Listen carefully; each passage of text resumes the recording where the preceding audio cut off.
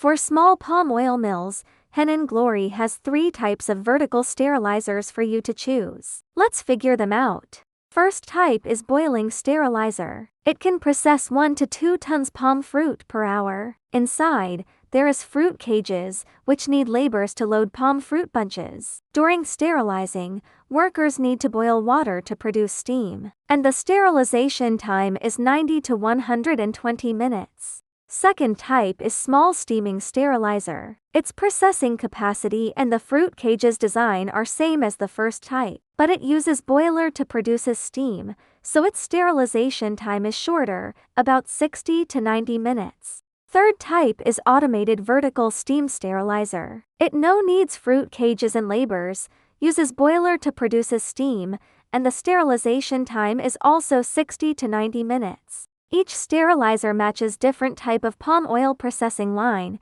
and our engineers can design according to your needs. Next time, we will introduce 2 types of palm fruit thresher for you. Interested? Please follow us.